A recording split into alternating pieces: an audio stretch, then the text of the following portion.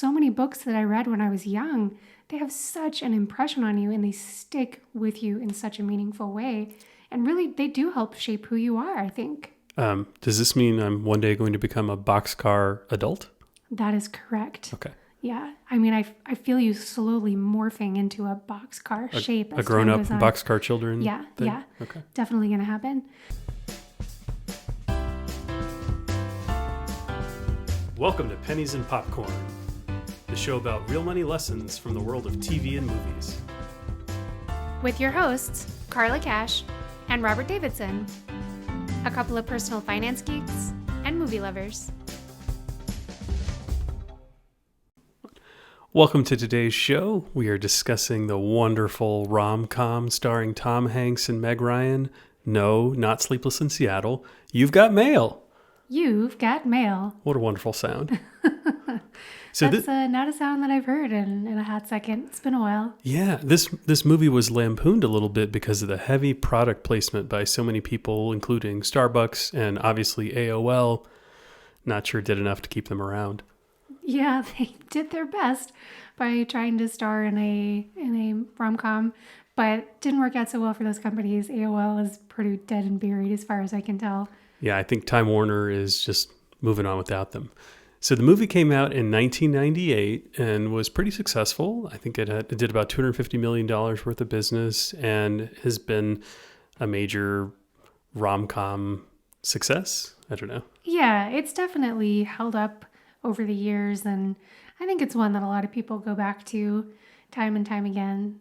So yeah, I would say it's held up pretty well. It had been a while since you and I had rewatched it. You and I, we like this movie, right? We've seen it a number of times. I don't even know if I could put a number on it, but it's somewhere like in the at least a dozen range, I would think. Carla, fun fact, I am actually wearing the t-shirt that I was wearing the first time I watched this movie in 2000. Oh, no. I have so many thoughts on that subject. Okay, tell me more. Yeah, so as you know, I was a mathlete in high school. I do know this. And this was the shirt that we wore to convention my junior year. And it was a real low moment for the team. We got second place after a long streak of first place. Oh, no. And I was really personally conflicted. I remember this day very vividly because we watched You've Got Mail, of course, for the first time after it was over. But I also had a really strong individual performance, but the team lost. So it was a bit disappointing. Mm. But also what was memorable is my family got internet that day. So oh my gosh. After having a bunch of individual success, team loss, watching this wonderful movie that I was going to see many times over the next 22 years, I got to go home and have a cable modem set up at my house, and I never lived the dial-up days like Joe and Kathleen Kelly. What a roller coaster of a day for little Robert Davidson in the year 2000. I'm assuming it was the year 2000 because I see that on your shirt.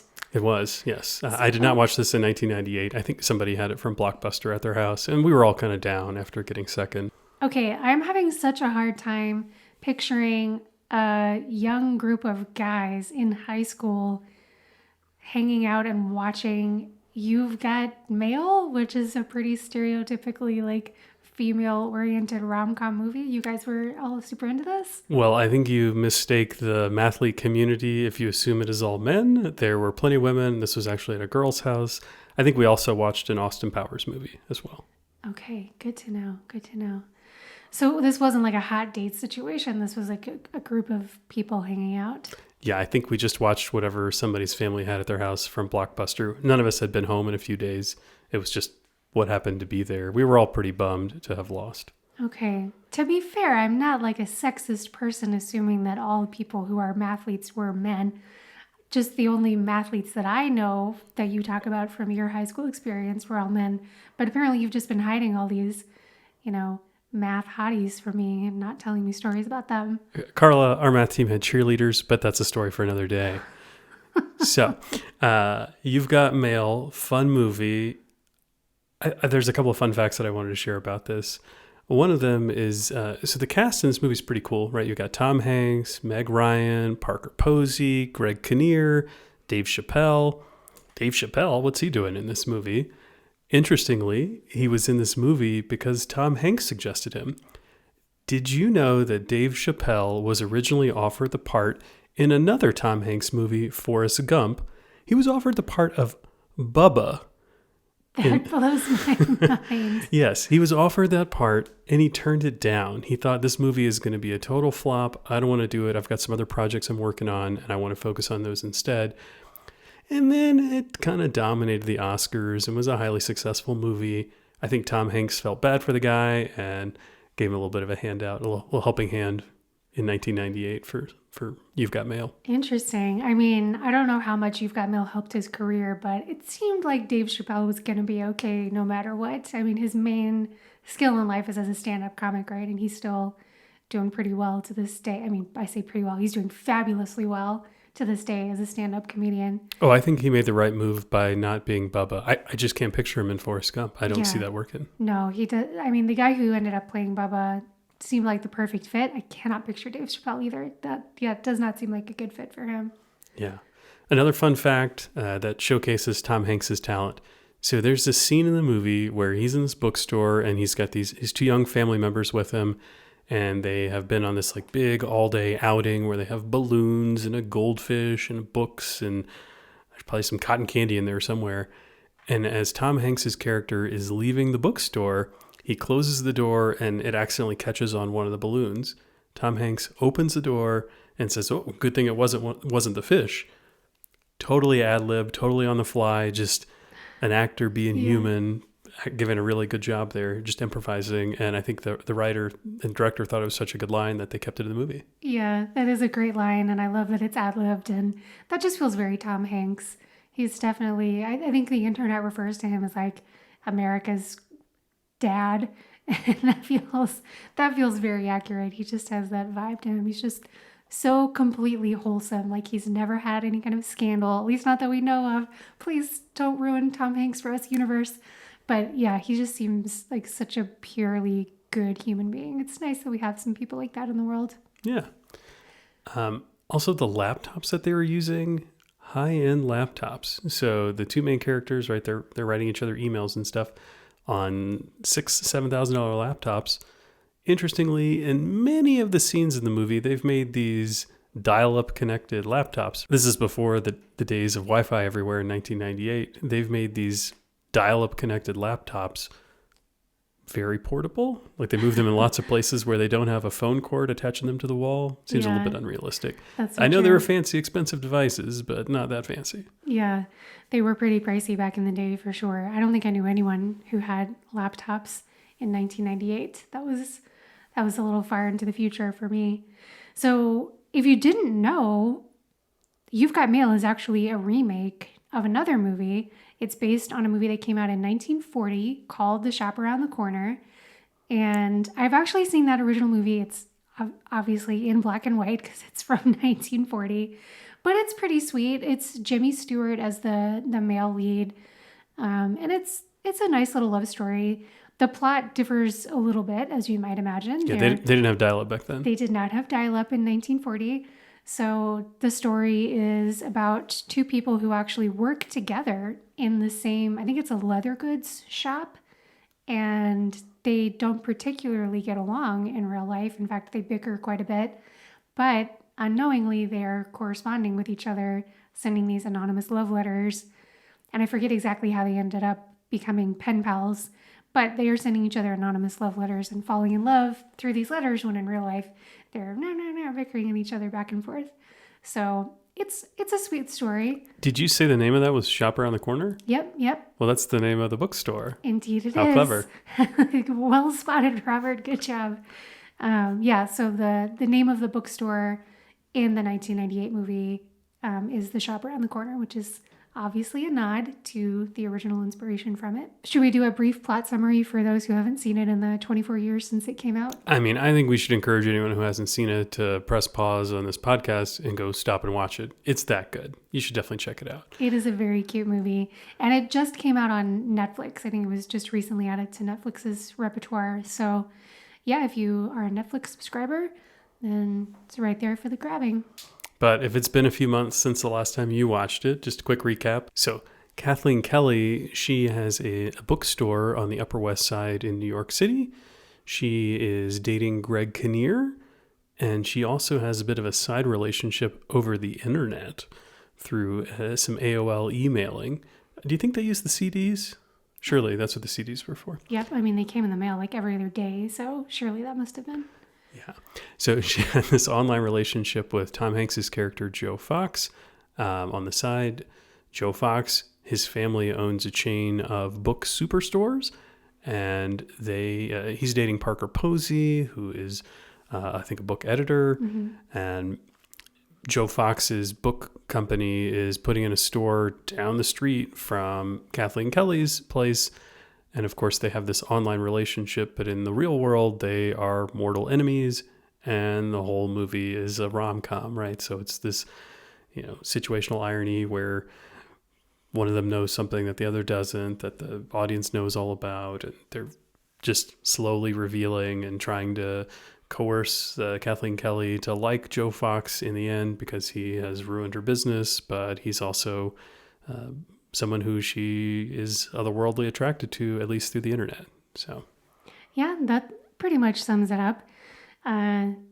We are definitely going to spoil this movie for you. I guess we've already spoiled this movie for you, but it's 24 years old and it's pretty much a classic, so I don't feel too bad about this. No. So, like I said, Kathleen Kelly, Meg Ryan's character, she's dating Greg Kinnear. I think he's a writer and he's kind of an eccentric guy. He's not Mr. Tech fan. He has a bunch of old typewriters that he's fond of. And at the very beginning of the movie, he goes on a little diatribe about something that he'd recently heard that was trouble in the state of Virginia. This is amazing. Listen to this. The entire workforce of the state of Virginia had to have solitaire removed from their computers because they hadn't done any work in 6 weeks. That's so sad. Do you know what this is? No. What we're seeing here? It's What? the end of Western civilization as we know it. Oh. Hey, aren't you late? Technology. Name me one thing, that we've gained from technology. Electricity? That's one. You think this machine's your friend, but it's not. So, did you know that this is actually a reasonably accurate point, that the governor of Virginia did remove all of the games like Minesweeper and Hearts and Solitaire? Surely Free Cell. I mean, Free Cell is the one that people, like anybody who's worth anything, was playing. Free Cell was the best. Yeah. But they, I guess, removed those for real from state workers' computers at some point.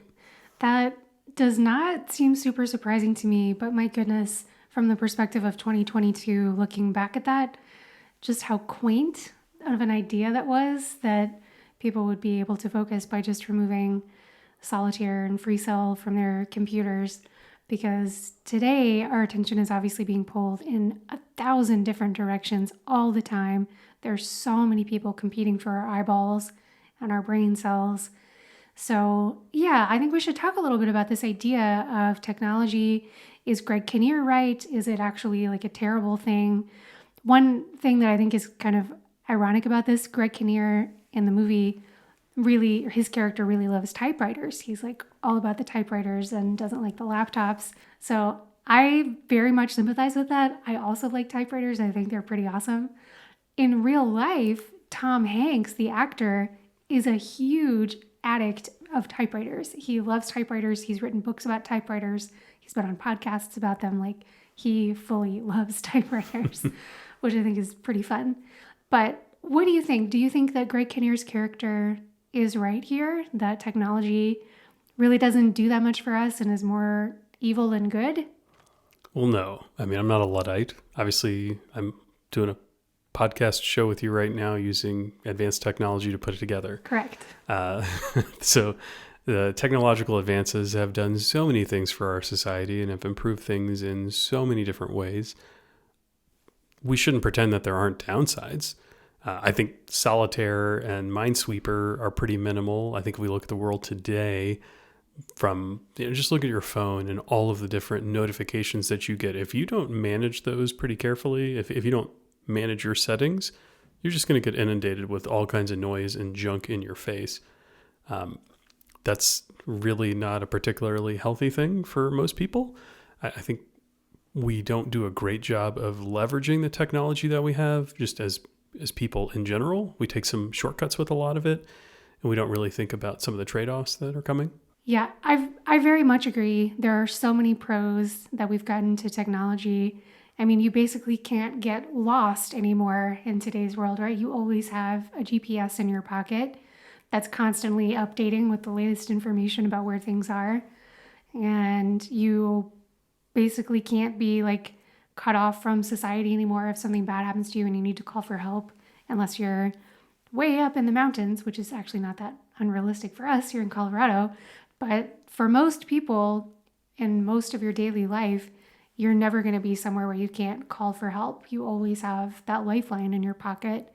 So many good things have come out of it, but it's also done a lot of damage to our psyche. So just this morning, I was outside doing some yard work and was listening to a podcast as I was doing it. The podcast is The Good Life Project, which I highly recommend. And the host was interviewing the author of a book called Stolen Focus. And he was talking about how our attention span has just plummeted. And I think everyone in today's modern world would agree that it is so much harder for us to really zero in on a complex subject and just focus on it in a deep way. And I think most of us feel that we used to be able to do that so much better, and we've gotten worse at it. And it's true. Studies after studies bear this out, that our attention span has decreased.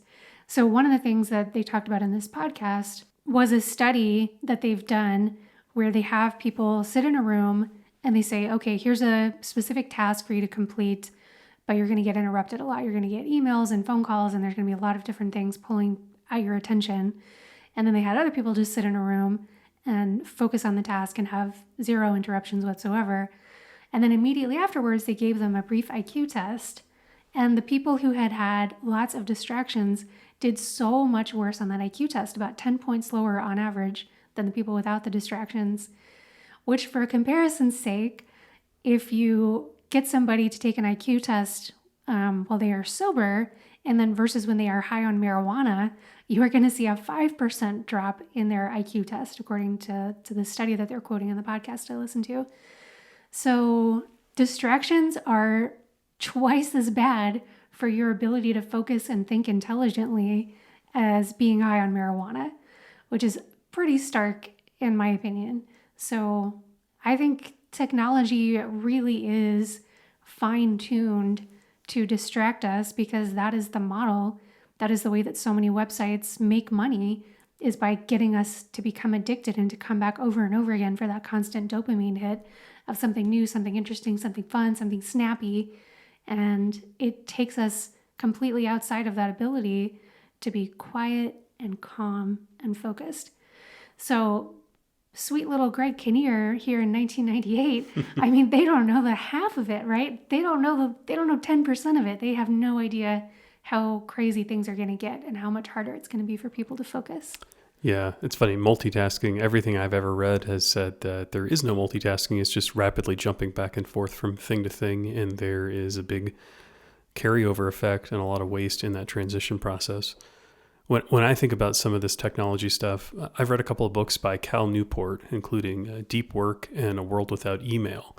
And he talks a lot about how hard it is for most knowledge workers to get into a state of deep work because of all the distractions and all the different things that exist. And we're talking about, technology. Email, A World Without Email, tells a story of IBM, right? A group of pretty smart people. When they first implemented an email system, they did a study of inter-office communication, how many memos were going back and forth from different people, and what this asynchronous communication looked like before they had email, so that they could determine how much computing capacity they needed to allocate to this.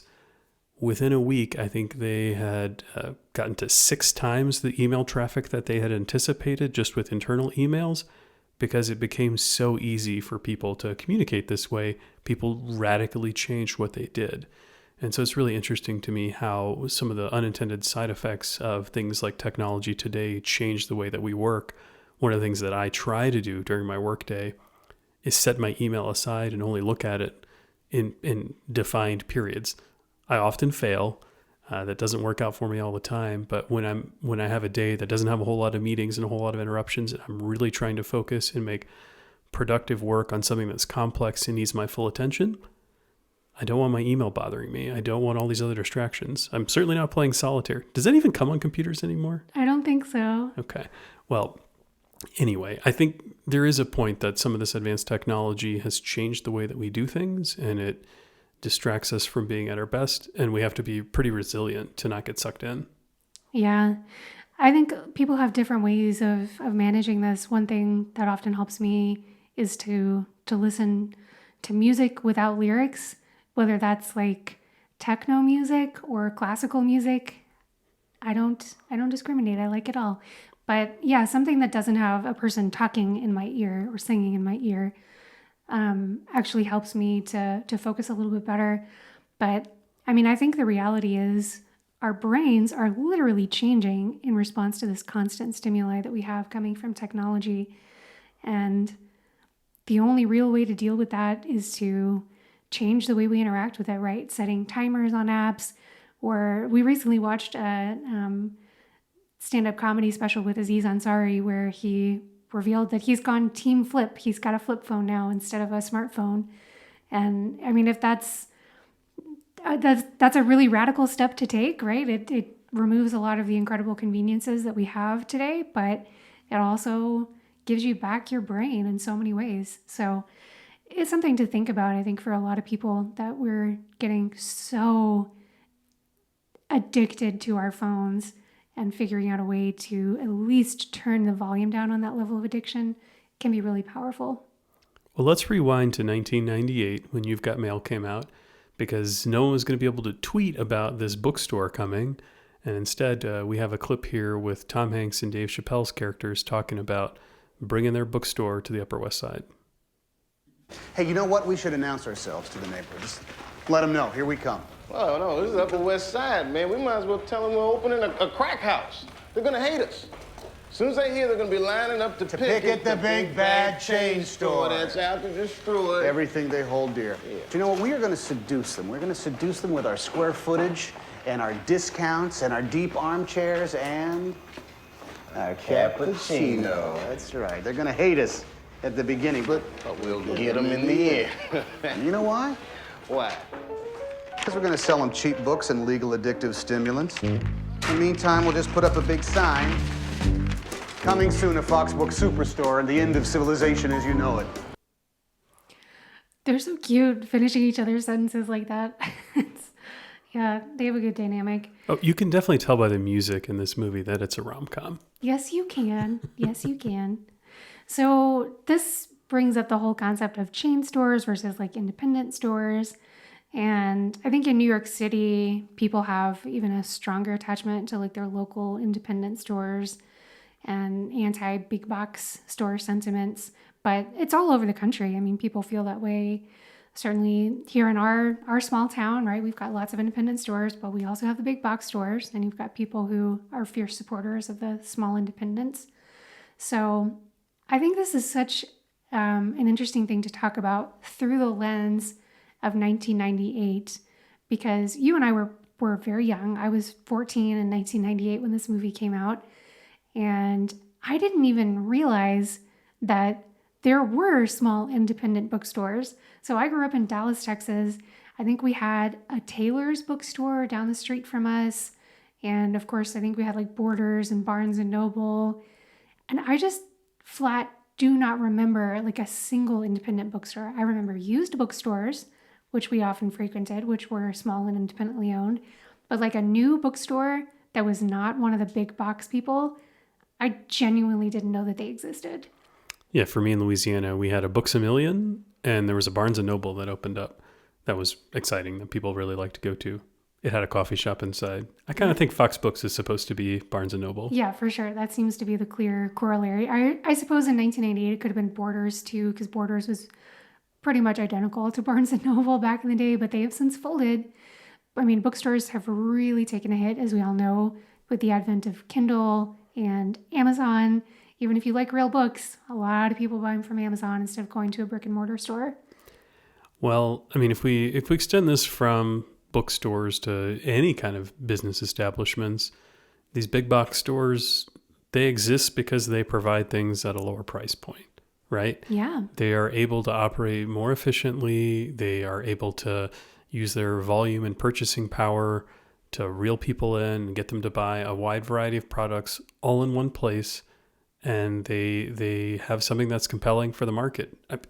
I wish we all lived in a world where we got everything that we wanted from small mom and pop stores, and we were all excited to support them and felt like we were part of a small community, and we knew our butcher and we knew our local book salesman, and we had a relationship with the local tailor.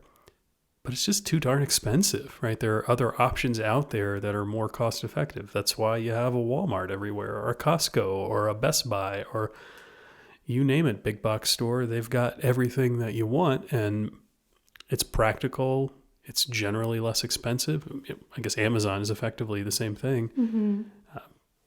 It certainly crushes the business opportunity from those more local, unique establishments. Yeah, it very much does. And I am a little bit torn because on an emotional level, I completely agree. I think it would be so lovely if we lived in this world that you're talking about. It's sort of like a Disney movie, this small town, everybody knows everybody, and it's cute and quaint, and there's like one butcher and one candlestick maker, and like that's what you have. But it's kind of a privilege to be able to live in a world like that, right? Because it is more expensive. High volume means you can afford to make less profit per purchase because you have so many purchases. So that is the model that these bigger stores are taking advantage of. They don't need to make a $2 profit when they sell you a box of Kleenex. They can make a 20-cent profit because they're going to sell hundreds of boxes of Kleenexes, whereas your local grocery store that's, independent, they may only sell like 4 that day, right?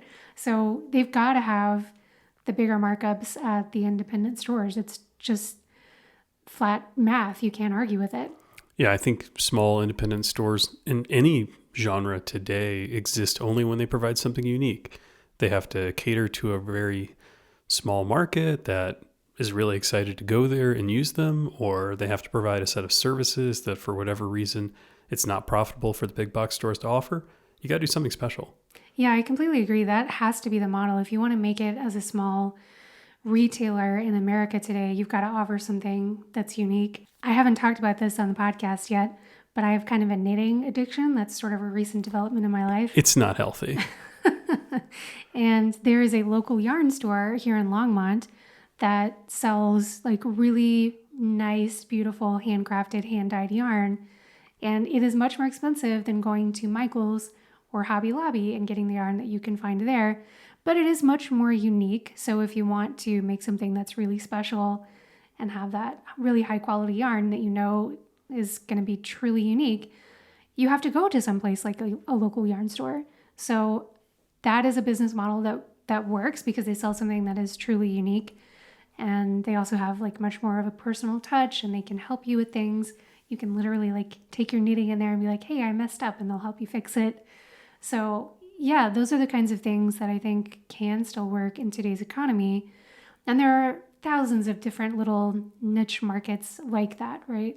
So I certainly hope that those businesses continue to thrive, and we do try to support them when we can and when we feel like it makes sense.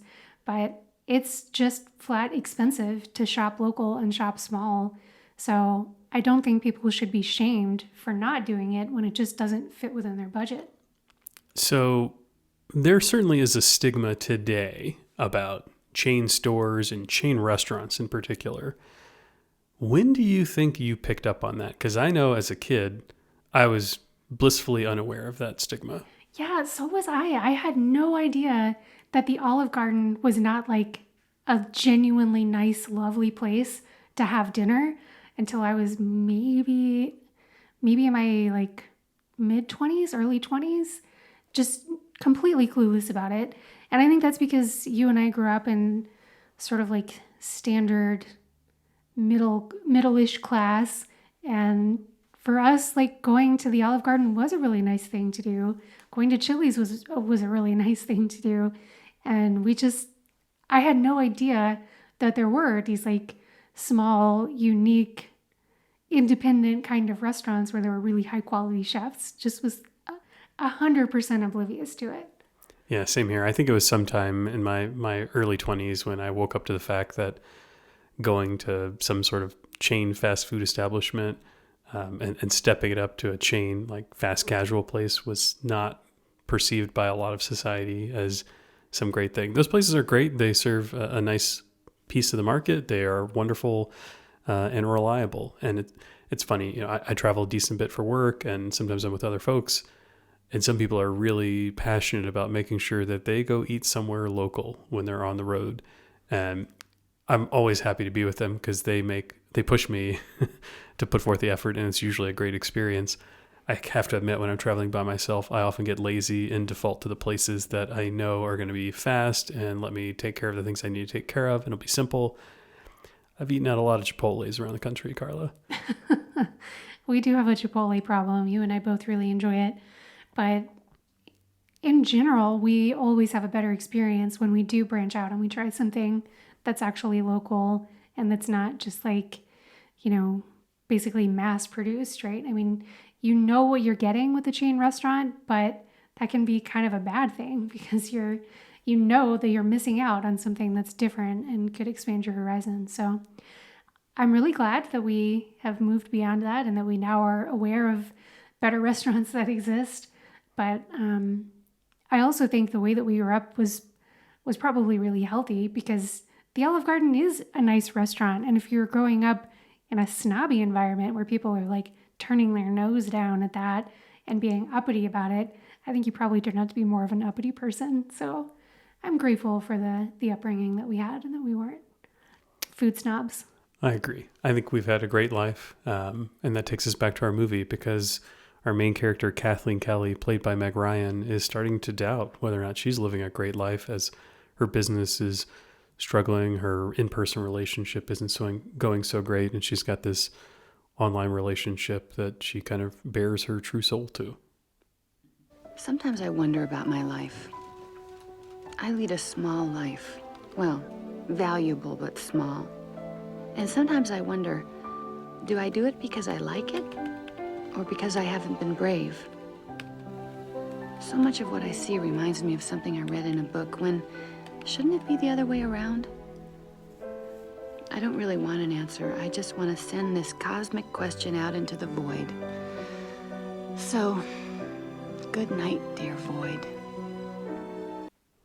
So she's typing away in the background of this clip, and I watched carefully several of the different clips where both Meg Ryan and Tom Hanks were typing, and they were, despite Tom Hanks like being a typewriter aficionado, neither one of them seemed like they were typing anything remotely close to what was actually being printed on screen. Like their hand movements were not correlated to their actual voiceovers.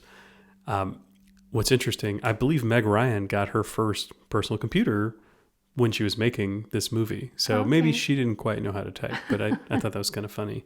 So she has this terribly tragic sounding thing that she thinks she leads a small life, but I feel like that couldn't be further from the truth. Yeah, I totally agree. I mean, she runs this absolutely charming small children's bookstore, and she gives this kind of impassioned speech at one point in the movie about how children's literature is so important because that reading you do when you're so young becomes part of your identity in a way that no other reading does in your life. And man, I just feel that to my core because so many books that I read when I was young, they have such an impression on you and they stick with you in such a meaningful way. And really, they do help shape who you are, I think. Does this mean I'm one day going to become a boxcar adult? That is correct. Okay. Yeah. I mean, I feel you slowly morphing into a boxcar shape. A grown-up boxcar children Yeah, thing? yeah. Okay. Definitely going to happen. But really, children's literature is such an important piece of overall literature because you read it at this incredibly impressionable age. So I think she does an absolutely beautiful thing. Her store is like a mecca that people come to, and they help children pick the books that they think will really resonate with them. I think it's just a delightful thing to do with one's life. Well, I think the measure of the size of your life is the size of the impact that you have on the people in the world, right? And if you want to grow your life, it's to have a more consistent, more positive impact on people, whether that's people local in your small community or at a much broader scale around the world. Kathleen Kelly clearly has a wonderful impact on so many people in New York City, right? Her bookstore, like you said, is a haven for people who want to disappear into the world of reading and everything that comes with it as a child. Families love her. The writers seem to love her. Everyone who comes into that store seems to know her, and she's clearly having a major impact on their lives. And that's certainly not a small existence. Yeah, I thoroughly agree. I think she's just done a beautiful thing with her life. So there's a woman named Gretchen Rubin who writes about happiness and I think has a podcast on happiness. And her advice to people when they're struggling with a life decision, should I make a move? Should I take this new job? Should I marry this person? Whatever it is. And she always says to them, choose the bigger life, because it's such a subjective thing, and helping people to kind of frame it in that way helps them to think, well, which one would be a bigger life in my eyes? Because there is no one definition of what it means to have a big life or a small life. So if this doesn't feel like a big life to her, then I think it's great for her to make a change. But from my perspective, that seems like a lovely and very full, rich, big life. Yeah. So she has her line in here about she wants her life. She feels like her life reminds her of what she's read in a book rather than having what she reads in a book trigger memories of the things that she's experienced on her own. What do you think about that?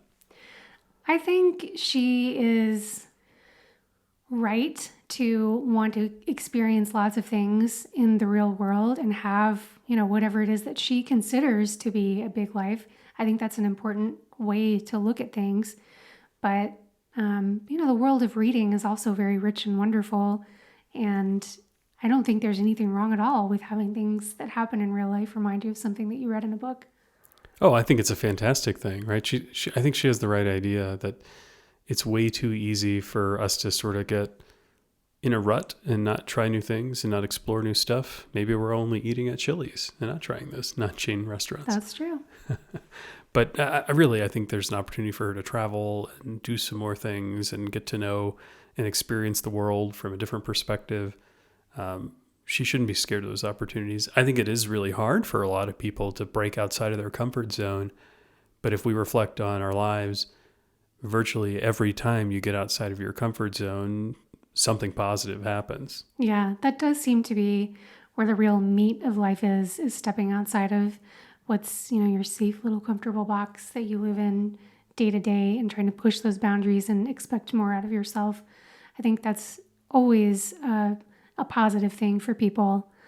And I do think, so we talk a lot about financial independence and, we're part of the financial independence community here in Colorado. And within that community, I think there's a lot of people who have this idea that we're going to save up enough money to retire at a young age. And then we're going to live this crazy bucket list life where, we're just like going to visit the Taj Mahal and take that classic tourist picture where we're holding up the Tower of Pisa, and we're going to go to the pyramids in Egypt, and we're going to go bungee jumping, and we're going to go skydiving, and we're going to go horseback riding on the beach, and just like one major crazy experience. That's a big life. Well, it can be a big life if that's really what you want out of life. But I do think that it's easy to slip into a mentality of treating experiences as basically just like a shopping list. And I think what's really rich and important and what fulfills people in life is creating things, helping people, giving back to your community, being part of a community. And all of those things are really hard to do when you're running around jumping out of airplanes all day and, bareback horseback riding on a beach with your hair flowing in the wind. All of those are things that sound lovely in theory and that make for a good Instagram feed, but they're not actually deeply rewarding and enriching. And I think a lot of people who reach financial independence sort of immediately jump for that Instagram-worthy lifestyle and then realize, I think I actually want something a little bit more in life. I think I want to, dig down and try to make something or do something or be a part of something. And it's hard to do that while also being an Insta influencer kind of person. So true. Well, in the movie, Meg Ryan's character meets Tom Hanks's character at first and doesn't quite realize exactly who he is.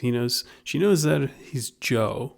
Just call me Joe. Just call me Joe, but not Joe Fox, right? Doesn't know that he's Joe Fox, ringleader of Fox bookstores, coming to ruin her life. She sees him at a party again, and they have kind of an awkward interaction. Someone whispers to her, "I can't believe you're talking to Joe Fox." And she's a little bit fired up and gives him a bit of a piece of her mind, and they're having a bit of a heated discussion at the buffet line. Look, the reason I came into your store is because I was spending the day with Annabelle and Matt, and I was buying them presents. I'm the type of guy who likes to buy his way into the hearts of children who are his relatives. There's only one place to find a children's book in the neighborhood.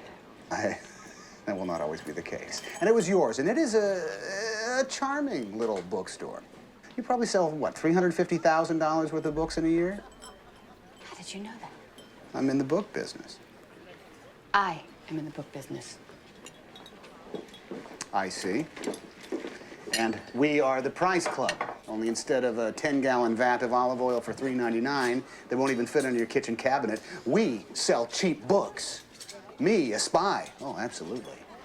I have in my possession the super-duper secret printout of the sales figures of a bookstore, so inconsequential yet full of its own virtue that I was immediately compelled to rush over there for fear that it's going to put me out of business. Zing. Tom Hanks is really coming on strong there. I love that whole scene because she gives him a hard time about taking some of the caviar off of one of the plates in the buffet line, and he's just like, "To hell with you, I'm taking even more." You know, that always makes me laugh because in the movie Big, which also stars Tom Hanks, I'm pretty sure there's a scene where he tries caviar and he hates it. And he's like, "Well," just like spitting it out as fast as he can. So he's come a long way since his big days. Now he's a big boy and he likes caviar. Tom Hanks is growing up right in front of our very eyes. Yeah. So, okay, I can't resist. This is Pennies and Popcorn. We like to get into the nitty gritty of the finances of our characters, right? So we get this number, $350,000 of sales in books every year. And she's like, "What? How did you know that?" So it seems like that's pretty close to accurate based on her reaction, right? So I crunched some numbers on this to see if that feels realistic at all. Guess what? It doesn't feel super realistic. So Meg Ryan leads what appears to be a pretty cushy life. She has this lovely apartment in, I don't know New York real estate very well. It's the heart of the Upper West Side. Yeah, right? I mean, it looks like a really nice brownstone, I think is what they call it. It looks very, very nice. It's furnished beautifully. Everything in it looks pretty expensive and tasteful. And, you know, we see her out like shopping and buying flowers, and she shops at the expensive looking grocery store. Like, she seems to have a pretty cushy life. But let's break this down. So $350,000 of sales in books every year. So according to what I've seen online, most bookstores get a discount of roughly 40 to 50% off the retail price to buy their inventory of books. So best case scenario, about half of that $350 is gone just for buying the inventory. That's it. I mean, I suppose that they may be selling it for more than the average retail price. Yeah, that's possible. But that's possible. For the sake of argument, let's continue. Okay, so if half of $350 is gone to buying inventory, that means we're down to $175,000, sorry.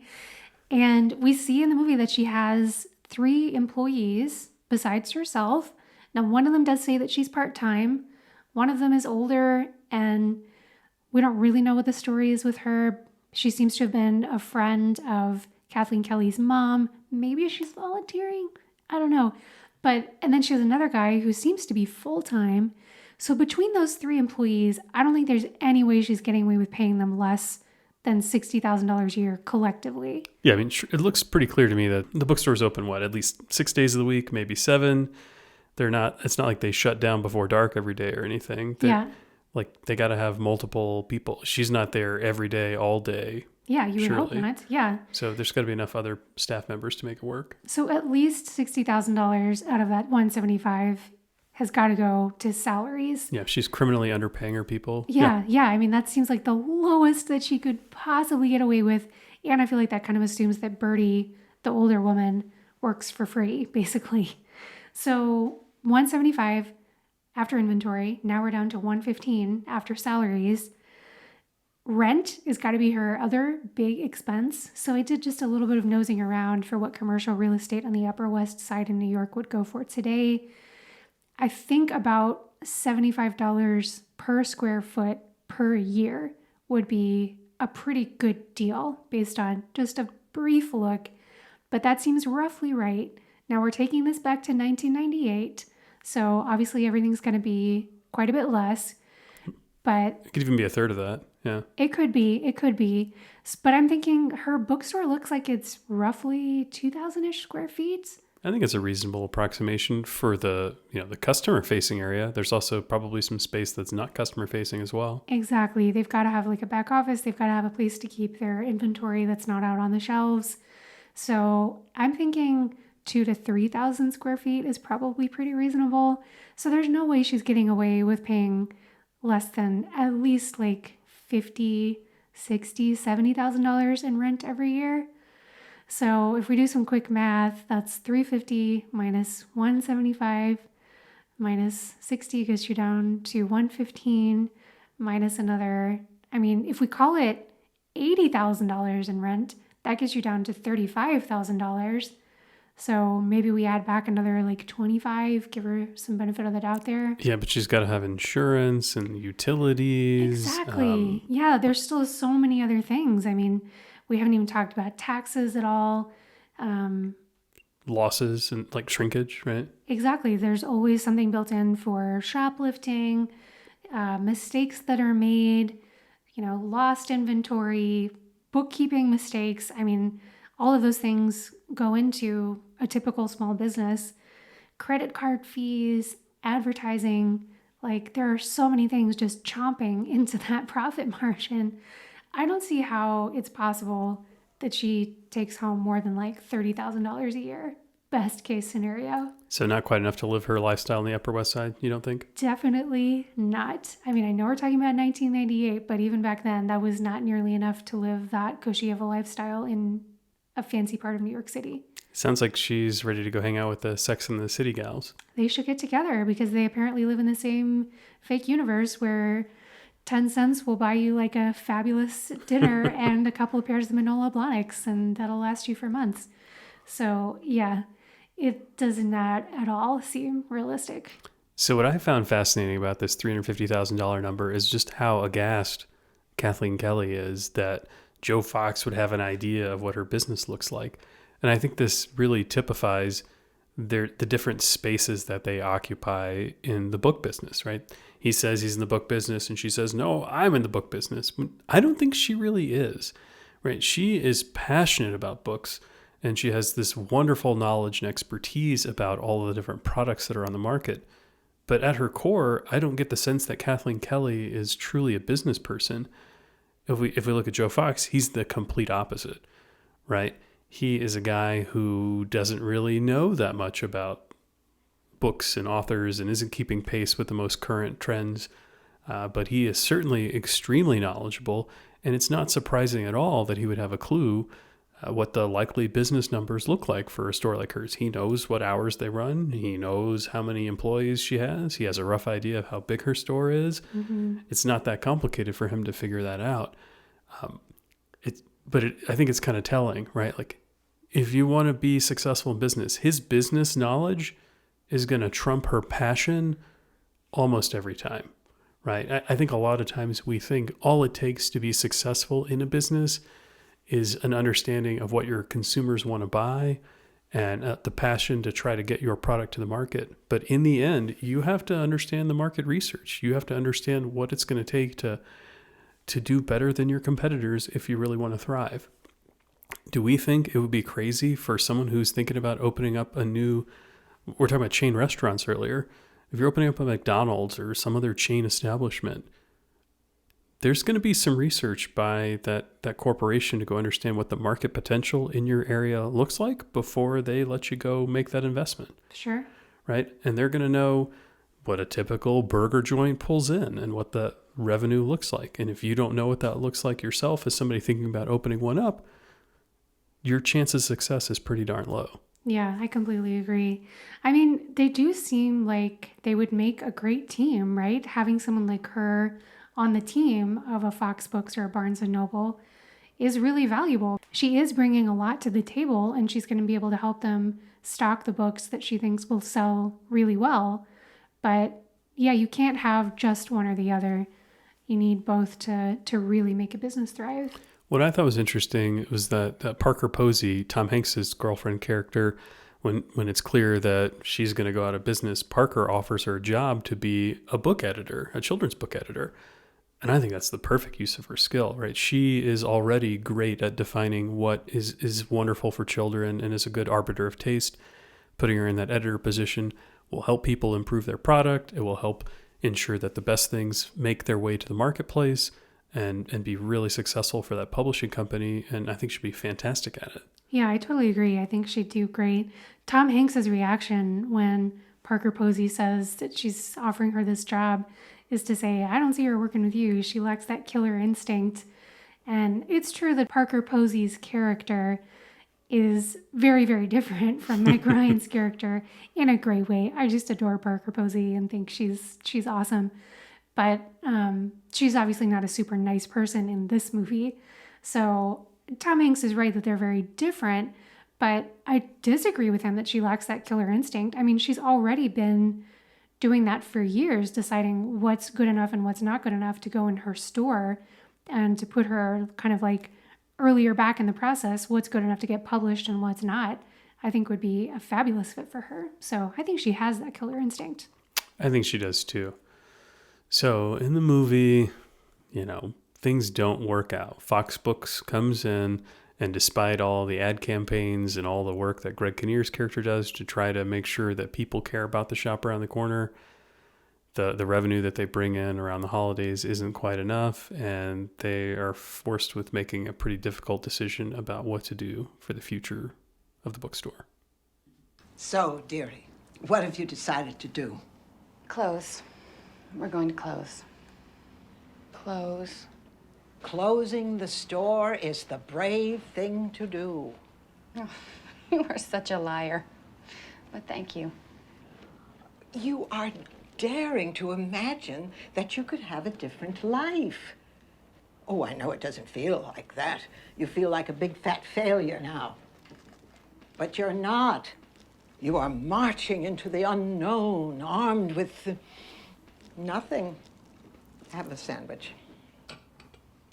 Well, not nothing. I have a little money saved. If you need more, ask me. I'm very rich. I bought Intel at 6.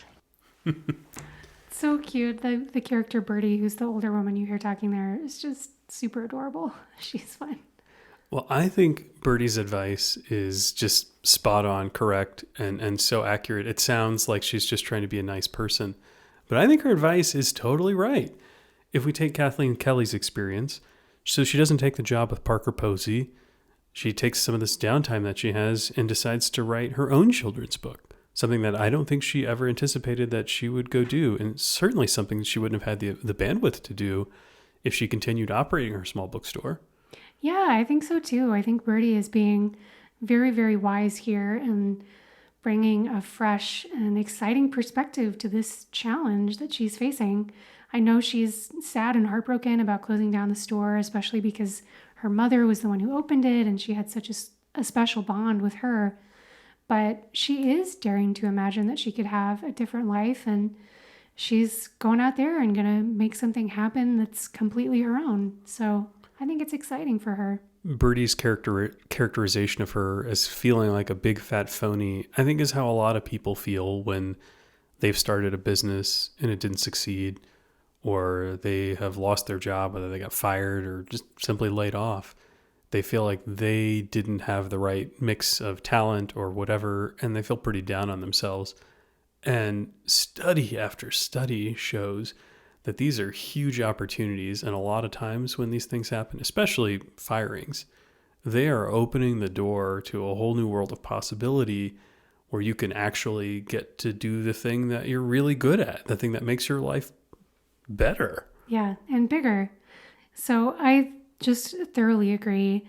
You know, it sounds kind of silly and cliche. You know, it's kind of that old line about when a door closes, a window opens or something like that. But it really is true. I do think you have to make it true, right? You can't just sit around waiting for opportunities to fall in your lap. You got to go out and talk to people and research and try to find something that is going to be a better fit for you, and then put a plan in place to make that happen. Nothing comes from nothing, right? You've got to get out there and hustle and find what is going to be your new direction in life. But this is a chance for people to do that. And it's so hard for people to really feel that and internalize it when they're right in that moment of having just been fired or having just closed down a business or whatever it might be. But with a little bit of time, I think you get to heal and get to that place where you do realize there's a whole world of possibilities out there, and I'm going to go chase a new one. Yeah, I was listening to one of the podcasts in the Freakonomics family. I don't remember which one. And they talked about decision making for a lot of people. And when people are thinking about making major changes in their life and they're weighing two different options or multiple options. And oftentimes when there's a clear winner, it's easy to go make the choice to do whatever path you want to go down. When you have two options and they feel like they're the same, the recommendation from that podcast was go with the one that is the bigger change, right? Move away from the status quo. 9 times out of 10, you'll be happier for it. There's a lot of people who, we have that callback to the quote she had earlier about feeling like she's not brave enough to go do the things she wanted to do. And Bertie's right that closing the store is the brave thing. Making the change, moving away from what she knows in her comfort zone is likely to lead to a way better end result in the aggregate for her.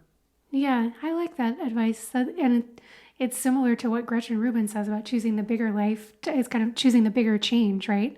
Which I think for a lot of people can be kind of choosing a bigger life. It's a completely different direction and a pivot.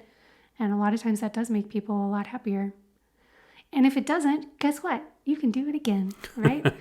Yeah, that's the great thing about change. Yeah. There's always opportunities for it. So one final thought I have on this last clip is the line about, you are daring to imagine that you can have a bigger life. Because we are so enmeshed in the financial independence community, when I hear that, I think of the FI community and the fact that that is what so many people in that community are choosing to do, right? They are choosing to imagine a very different life for themselves and a very different life than what society tells us we should do, like buy the big house, have 2.5 children, work at the same job for 50 years and then retire at age 65 or 75 these days. And that's your life. There you go. That's it. And so many people are daring to imagine something different and bigger and bolder, which I think is a really exciting thing that's developing in the FI community. And I hope that idea spreads more and more as time goes on. Yeah, I'm hopeful that we can all not think we lead small lives, but can do whatever it takes to be brave and enrich our lives to the fullest to make sure it's as big as it can be. Yeah. Well, we sure hope you guys enjoyed today's episode. And go watch You've Got Mail again. I might watch it tonight. We'll see. It's such a cute movie. It's very uplifting. If your heart does not just completely melt at the end when they play Somewhere Over the Rainbow and Brinkley comes out, I mean, come on, guys. It's the cutest thing that's ever happened in the history of cinema. It's pretty good. So we hope you guys enjoyed this show and go forth, live big lives, make big changes, and find some AOL CDs. Yeah, you might have to dig deep in some thrift store bins dig to real find deep. that. Yeah. Okay, guys, we'll catch you next time. Take care.